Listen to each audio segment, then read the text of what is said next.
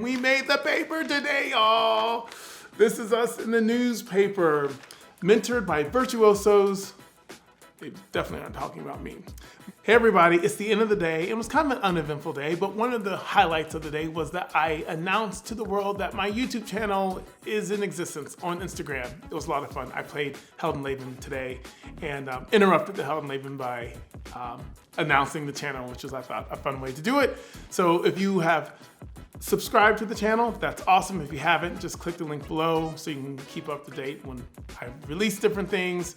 If you're interested, maybe you aren't interested, in which case, well, hope you enjoy the rest of this video. How's that? So moving on, many of you know that I do work, and you might be asking, why am I looking like this, by the way? I just came from the gym. So, I mean, I didn't just come from the gym because I'd probably be a little more sweaty. Anyway, I came from the gym. I've been doing stuff, and I want to end my day with doing this video before calling it a day. So that's why I'm wearing this clothes. Back to what I started. So today was exciting because we made the newspaper, and many of you might know that in addition to playing the double bass, I do a lot of different things in the community. I run a nonprofit organization. I conduct the youth orchestra here in Philadelphia called the All City Orchestra, and between Project 440, which is that nonprofit that I mentioned, and All City, it keeps me pretty busy outside of just playing the double bass. And one of the big projects I was doing back in July was a big one. It was a big collaboration in our second year with the Mann Center for the Performing Arts. The Mann Center for the Performing Arts is an institution right here in Philadelphia.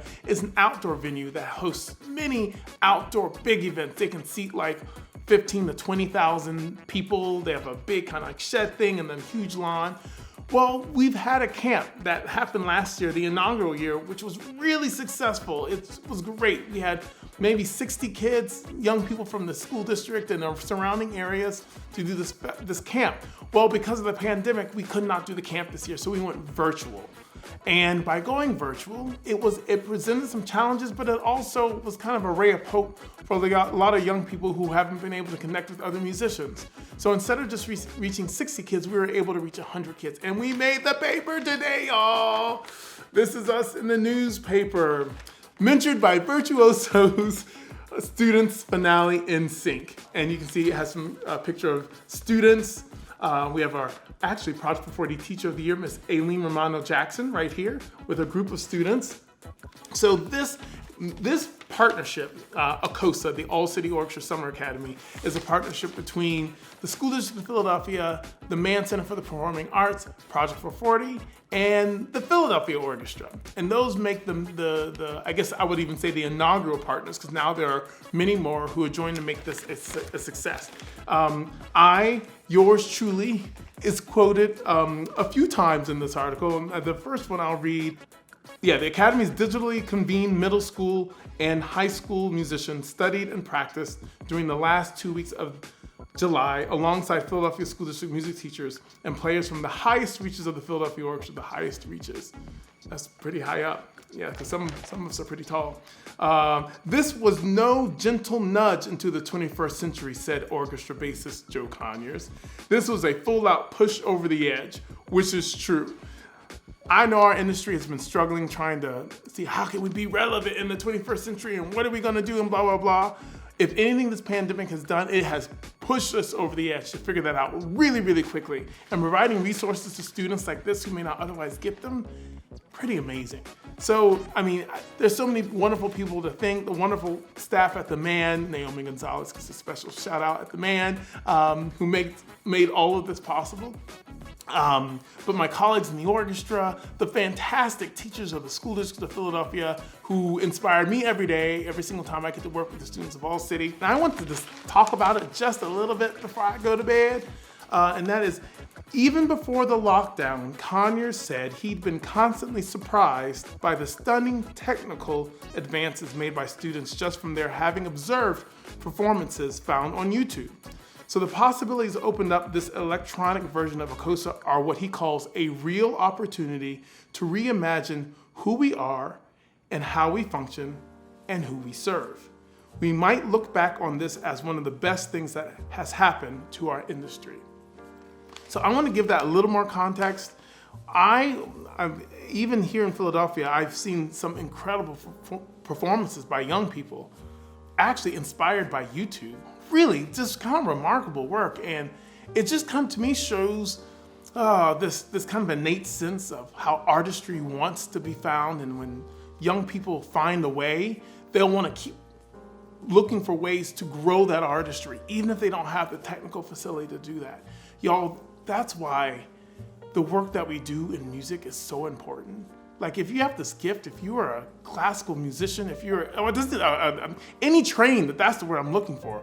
If you're a trained musician and you can look at your community and see a young person in need, sometimes all these kids need, all these young people need, are just that little glimpse of inspiration, a little bit of guidance. And you right there could be that guidance, that spark for a young person to take that next level, to figure out something that takes them and they're playing to the next level.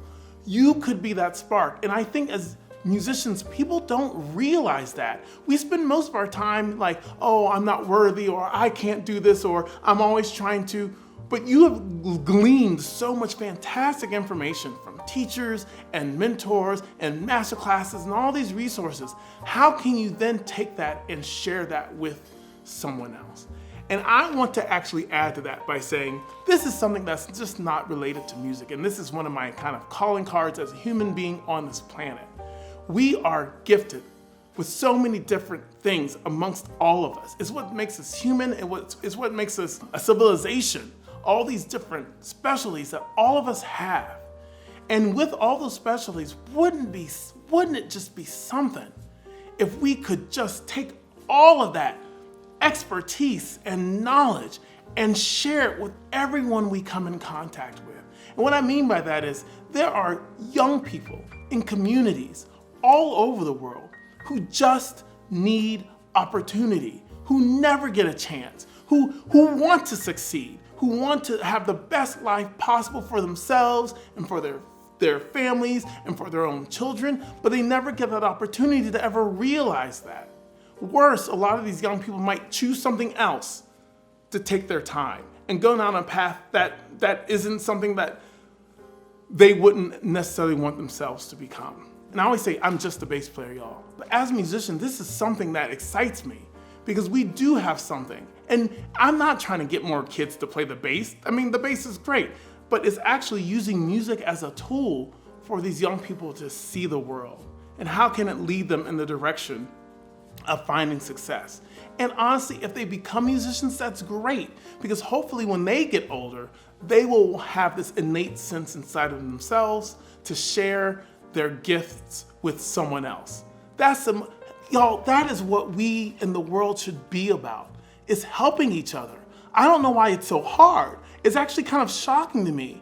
It's very, I guess, and I don't mean to get off on this tangent, but I guess it's very easy to kind of think like, oh, well, that's not my problem, that's someone else's problem. No, they're people. It's our problem.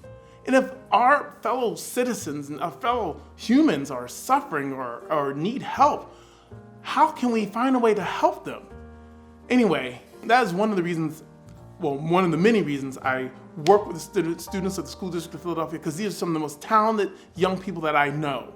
And they inspire me every single day I get on that podium to conduct them. Because some of them, once you light that spark, there is no stopping them. They will ignite and grow into a beautiful flame that will make them leaders that people then follow their light in their communities, which is really, really exciting. So you'll probably hear me talk about that more often, but that's just, I had to get that off my chest. And that's a lot to my work with Project 440. That's why we do what we do. It's to provide that opportunity. And it's to empower young people with the skills and empower them with the kind of the wherewithal and the agency is the word we like to use. Agency, which is like power. Give them the power to know that they can make change. And once you let a young person know that they can do that, it's just, then you can just watch them grow. And then we can guide them as mentors, but you can watch them grow and make that change.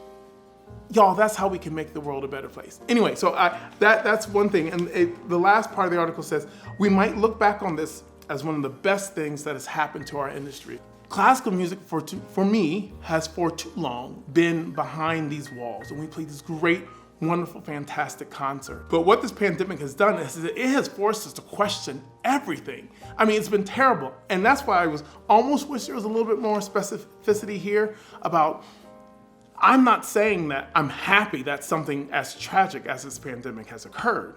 But what I am saying is, I think because of us having gone through this experience, we might be able to think more broadly about our role as musicians and as an industry in helping others and being more accessible to our public, and kind of creating this dialogue of conversation about how we can serve each other and work with each other in our communities. I look at these faces in this picture, and all these smiling faces with the fantastic mentor of Aileen here, and it just makes me happy.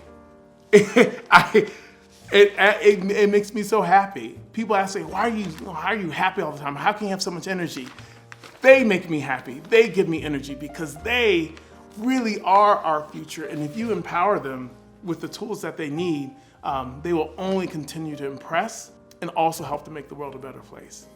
So I didn't plan on going through all that tonight, but I think once I got started in this, I'm so thankful to the Inquirer for running this wonderful piece in this newspaper. And maybe I'll try to provide a link of it in the bottom of this video. But if you have any comments, tell me, what are your thoughts about music in the world? Should we only talk about classical music? Should it be all music? One of the things I talked about is musical literacy. Is that one of the most important things? How can we use music as a tool to help more and more young people? Let me know in the comments. Thank you all for listening. You are very patient. And until next time.